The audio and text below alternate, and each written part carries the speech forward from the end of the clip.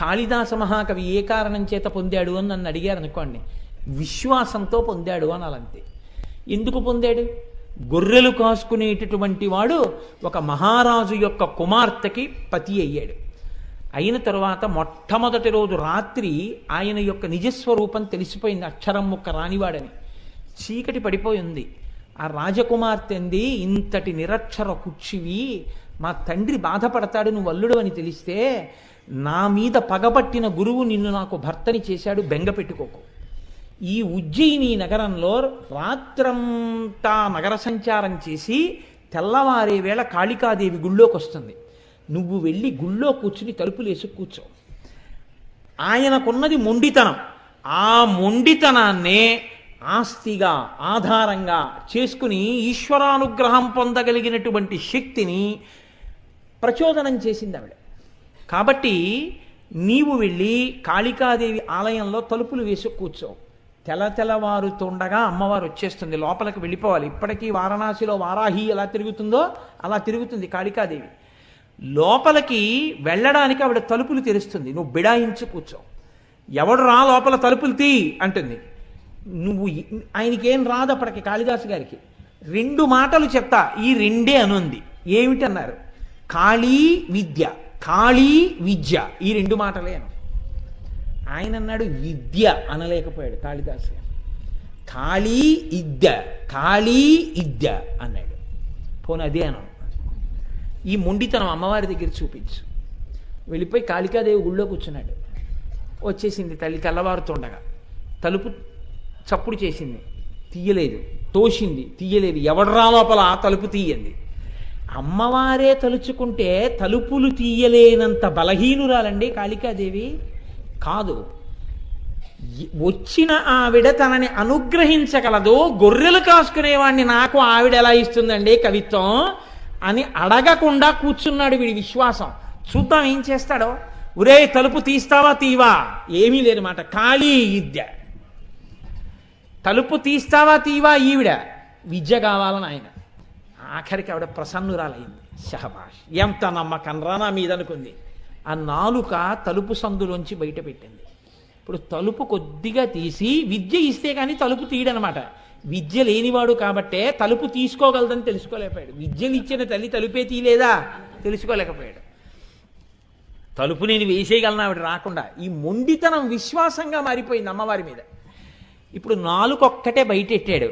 ఎడం చేత్తో దాన్ని ఇలా లాగి రాసేసింది బీజాక్షరాలు. తలుపు తీశాడు. మాణిక్య వీణాం ఉపలాలయంతీం మదాలసాం మంజులవగ్విలాసాం మహేంద్ర నీలజ్యుతి కోమలాంగీం మాతంగ కన్యాం మనసా స్మరామి చతుర్భుజే చంద్రకళావతంసే కుచోన్నతే కుంకుమ రాగశోణే పుండ్రేక్షు పాశాంకుశ పుష్పబాణ హస్తే నమస్తే జగదేకమాతః అంటూ మహానుభావుడు శ్యామలా దండకం చేశాడు. మీకు అందరికీ తెలుసా శ్యామలా దండకం అత్యద్భుతమైనటువంటి దండకం. ఆవిడ ఎక్కడ ఉంటుందో దగ్గర నుంచి చెప్పేశాడండి శ్యామలా దండకంలో. జై జననీ సుధా సముద్రంత హృజ్జన్మ నిద్వీప సంరూఢ బిల్వాటవీ మధ్యకల్పద్రుమాకల్ప కాదంబ కాంతార వాసప్రియే కృత్తి వాసప్రియే సర్వలోకప్రియే సాదరారబ్ధ సంగీత సంభావనా సంభ్రమాలోక నీపస్రగాబద్ధ చూలీచనాధత్రికే సానుమత్పుత్రికే శేఖరీభూత సీతాంశురేఖామయూఖావళీ నగ్ధ స్నిగ్ధ నీలాలక శ్రేణి శృంగారితే లోక సంభావితే కామలీలాధనుస్సన్ని భభ్రుల్లతా పుష్ప సందోహ సందేహ కృణాసికామౌక్తికే చారు గోరోచనా పంక కేళీ లలామాభిరామే సురామే రమే ప్రోల్ల సత్వాలికాముక్తిక శ్రేణికా కుండల నీలికా కుండలో మండితోద్భాసి గండస్థలం యస్త కస్తూరికా పత్రరేఖా సముద్భూత సౌరభ్య సాంద్రీభవన్మంద్ర తాంత్రీశ్వరే భాస్వరే వల్లకీ వాదన ప్రక్రియాలోల తాళీ దశాబద్ధ తాటంక భూషా విశేషాన్వితే సిద్ధ సన్మాన్వితే అని పెద్ద దండకం జరిపి సర్వమంత్రాత్మికే సర్వయంత్రాత్మికే సర్వచక్రాత్మికే పాహిమాం పాహిమాం పాహిమాం దేవి తుభ్యం నమో దేవి తుభ్యం నమో దేవి తుభ్యం నమః అని పాదాల మీద పడిపోయాడు. అంతే, సర్వ విద్యలు కరతలామలకమైపోయాయి మహానుభావుడికి. ఇప్పుడు అమ్మవారి అనుగ్రహం అంటే ఏమిటో చూపించాడు. ఆయన దంతపంక్తిలో ఒకడైపోయాడంతే అమ్మవారి అనుగ్రహంతో. ఇప్పుడు చెప్పండి, కాళిదాసు గారు అమ్మవారి అంతటి మహాజ్ఞాని కావడానికి ఏమి అర్హత కలిగిన వాడు అని మీరు నన్ను అడిగారనుకోండి, నేనేం చెప్పవలసి ఉంటుంది మీకు? విశ్వాసమే. భక్తితో కూడిన కర్మాచరణము ఆ స్థాయికి వెళ్ళిపోయిందంతే. ఆ రోజులలో ఆశ్చర్యం అండి, ఆయన పేరే కాళిదాసు అయిపోయిందంతే, ఇంకో పేరు లేదు ఆయనకి, ఆయన పేరే కాళిదాసు. మహానుభావుడు ఉజ్జయిని రాజ్యంలోకి వెళ్ళి ధారానగరానికి వెళ్ళారు, భోజరాజు గారు పరిపాలిస్తున్న చోటికి.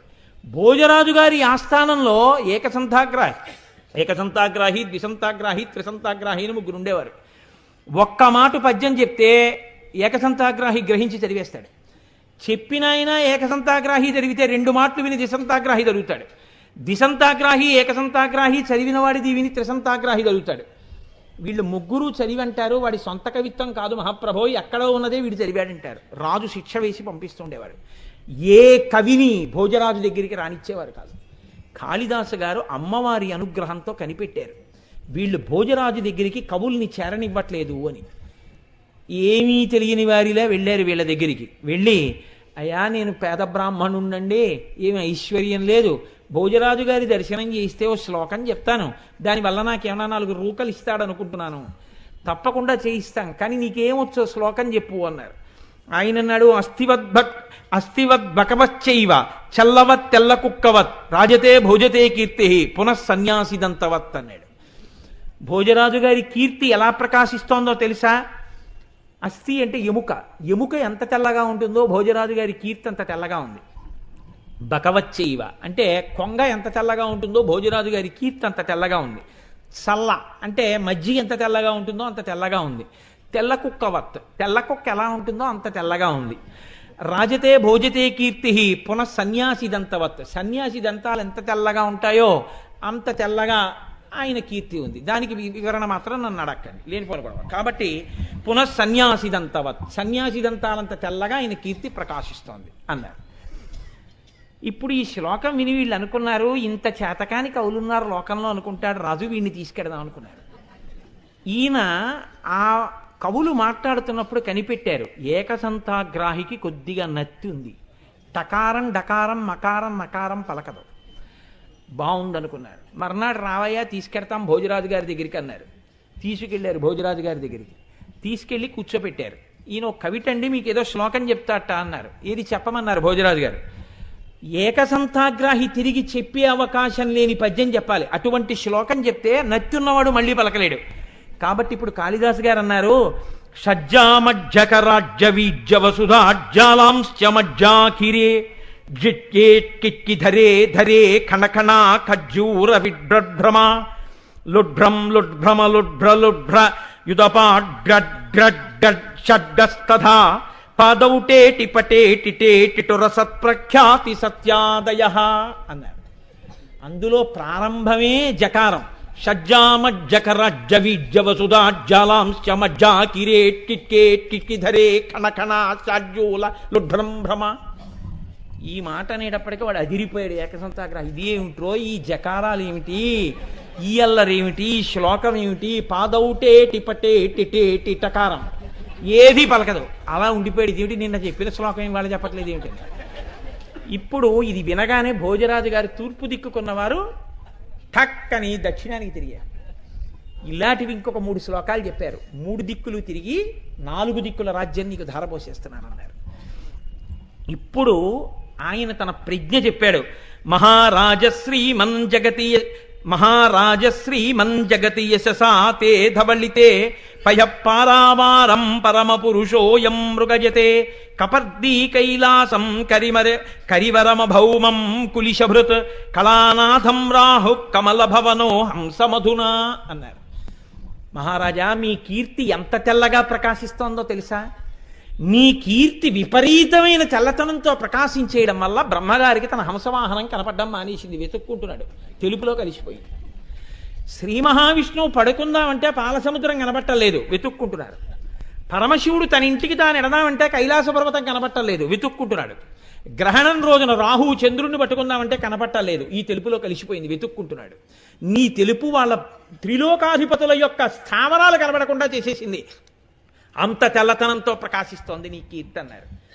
అనేటప్పటికీ పరమ సంతోషపడిపోయి అప్పుడు కాళిదాసు గారు వీళ్ళ ముగ్గురి యొక్క ఆగడములను బయటపెట్టారు. అప్పుడు వీళ్ళ ముగ్గురిని సంస్థానంలోంచి బయటికి పంపించి కాళిదాసు గారిని తీసుకొచ్చి ఆస్థాన కవిగా వేశాక ఎందరో కవులకు భోజరాజు దర్శనం చేయించారు మహానుభావుడు. అమ్మవారి అనుగ్రహంతో అవతల వారి మనస్సులో ఉన్నటువంటి విషయాలను గ్రహించి చెప్పగలిగిన శక్తి ఉండేది కాళిదాసు గారికి. ఆయన వినక్కర్లేదు. అది ఆయన శక్తి అంటే. మీకు నేను ఒక విషయాన్ని మనవి చేస్తాను. ఆ సంతోషానికి కాళిదాస్ ఒకడు ప్రకాశిస్తున్నాడంటే ఏడిచేవాళ్ళు చాలామంది ఉంటారు లోకంలో. కాబట్టి అయ్యో వాడేం చేస్తున్నాడు, పోనీ మనం చేద్దామని ఉండదు, వాడిని ఎలా పాడు చేద్దామని చూసేవాళ్ళు ఎక్కువ. కాబట్టి కాళిదాసు గారికి భోజరాజు గారి దగ్గర ప్రాపకం ఎక్కువైపోతోంది. భోజరాజు గారి దగ్గర కాళిదాసు గారిని ఎలా పాడు చేయాలి. నేను ఆయన దగ్గరికి వెళ్ళి అన్నారు, మీకు తెలియని విషయం కాదు, ఆయన సానివాడలకు తిరుగుతూ ఉంటాడు. ఇప్పుడు కొత్తగా చేపలు కూడా తింటున్నాడు మహాప్రభు. అంటే ఈ మాట చెప్పగానే ఒకటి భోజరాజుకి తెలుసు. కాబట్టి చేపలు కూడా తింటున్నాడు బ్రాహ్మణుడయ్యుండి అంటే శిక్ష వేస్తాడనుకుని చెప్పారు. భోజరాజు నవ్వి అన్నారు, ఈ మాట చేపలు కొనుక్కెడుతుండగా కాళిదాసును పట్టుకుని తీసుకురండి, శిక్ష వేస్తానన్నారు. అక్కడ లేరు కాళిదాసు గారు, కానీ ఆయన అన్నీ తెలుసుకోగలడు కాళికాదేవి అనుగ్రహంతో. తన మీద మిగిలిన కవులు చాడీలు చెప్పిన విషయం తెలుసుకుని మర్నాడు ఉదయమే అలా వెళ్ళి శాకాహారం అమ్మే కొట్టులోకి వెళ్లకుండా మాంసాహారం అమ్మే కొట్టు దగ్గరికి వెళ్ళి పెద్ద పెద్ద చేపలు 4 కొనుక్కుని నీళ్లు కారుతున్న చేపల్ని చంకలో పెట్టుకుని వెళ్ళిపోతున్నారు రోడ్డు మీద. ఆ చేపల తోకలు ఇలా ఆడిస్తున్నాయి, నీళ్లు కారుతున్నాయి. ఆయన్ని పట్టుకుని ఈ మిగిలిన కవులు భోజరాజు గారి యొక్క సమక్షానికి తీసుకెళ్లారు. మహాప్రభువో తప్పు చేస్తుండగా పట్టరమన్నారు, చేపలు పట్టుకెడుతుండగా తీసుకొచ్చాం, అదిగో చంకలో చేపలు అన్నారు. తెలియని వాడిలా భోజరాజు అన్నారు, కక్షేకిం తవ, చంకలో ఏం పెట్టుకొచ్చావు కాళిదాసు అన్నారు. అంటే ఆయన అన్నాడు, పుస్తకం పట్టుకొచ్చాను. ఓహో, పుస్తకం పట్టుకొచ్చావా, కిముదకం, అందులోంచి నీళ్లు కారుతున్నాయే ఏమిటి అన్నారు. కావ్యార్థసారోదకం, అది ఆ పుస్తకం మహాకావ్యం, ఆ కావ్యం యొక్క సారం అలా కారుతోందన్నారు. ఓహో, అంత గొప్పదే. గంధం కిం, మంచి వాసన కూడా వస్తుంది, ఏమిటా వాసన అంటే ఆయన అన్నారు, ఘనరామ రావణ మహాసంగ్రామ రంగోద్భవ, రామరావణ సంగ్రామం అయినప్పుడు అక్కడ ఉన్న ధూళి పైకి లేచిందయా వాసన మహారాజాది అన్నారు. ఓహో, పుచ్చక్కిం, మరి ఏదో తోక కనపడుతోందే వెనక్కి, అదేమిటన్నారు. ఘనతాళపత్ర లిఖితం, చాలా పెద్ద తాటాకు గ్రంథం ఇది, అందుకని తోక కనపడుతోంది నీకన్నారు. ఓహో, కిం పుస్తకం హే కవే, ఏం పుస్తకమో అది అంటే రాజన్ భూసుర దైవతైశ్చ పఠితం రామాయణం పుస్తకం, రాజులు బ్రాహ్మణులు అందరూ చదివేటటువంటి పుస్తకం లోకంలో ఏదో ఆ రామాయణం నా చంకలో ఉందన్నారు. అలాగా ఇలా ఇయ్యి అన్నారు భోజరాజు గారు. ఇలా తీసి అక్కడ పెట్టాడు, అది రామాయణ గ్రంథంగా మారిపోయింది. చాడీలు చెప్పినటువంటి వాళ్ళ కళ్ళు బైర్లు కమ్మాయి. అది కాళిదాసు గారంటే. అందుకే ఇప్పటికీ మహాపురుషులు కూడా కాళిదాసు గారి మేఘ సందేశం, కాళిదాసు గారి అభిజ్ఞాన శాకుంతలం, కాళిదాసు గారి రఘువంశం, మల్లినాథ సూరంతటి వాడు రఘువంశానికి వ్యాఖ్యానం రాసుకున్నారు. కాబట్టి ఆ మహాపురుషుడు చెప్పినటువంటి మాటల్ని ఇప్పటికీ కూడా అన్వయం చేస్తారు. చంద్రశేఖర పరమాచార్య స్వామి వంటి మహాపురుషుడు కూడా కాళిదాసు గారు చెప్పినటువంటి విషయాల్ని ఎన్నింటినో తన అనుగ్రహ భాషణాల్లోకి అన్వయం చేశారు.